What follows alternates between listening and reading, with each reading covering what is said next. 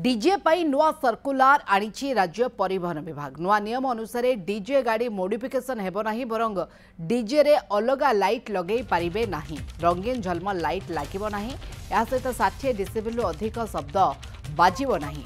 एणिक एही नियम सारा राज्य रे लागू कराजियो बोली मंत्री विभूति जेना गणमाध्यम को सूचना दैछन्ती।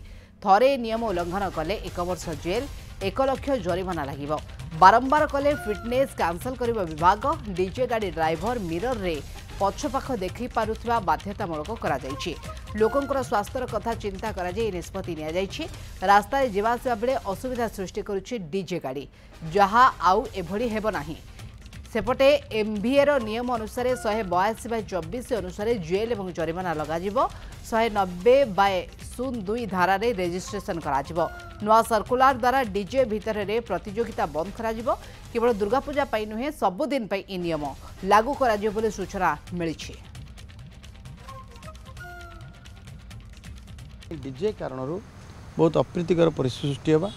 इवेन डीजे रो साउंड कारण कार हृदघात कार प्राण चली जा सबू को आखि आगे रखिकी जो भाई डीजे रो लाइट कथा विभिन्न प्रकार नियन कथा लेजर कथा ये भाया लाइट लगेवा कथा आ गाड़ी गुड़ाकर मोडिफिकेशन करने कथा डीजे आधार मोडिफिकेशन हम ता फल सड़क सुरक्षा रे बहुत बाधा प्राप्त हो 182/2(4) एमवी एक्ट धारा अनुजाई ताकू मध्य 1 लाख पर्यंत जरिमाना आदाय एवं 1 वर्ष पर्यंत कारादंड एवं रेजिस्ट्रेशन मध्य कैंसिल करने 190(2) धारा अनुजाई एमवी एक्ट ताकू मध्य लागू हम।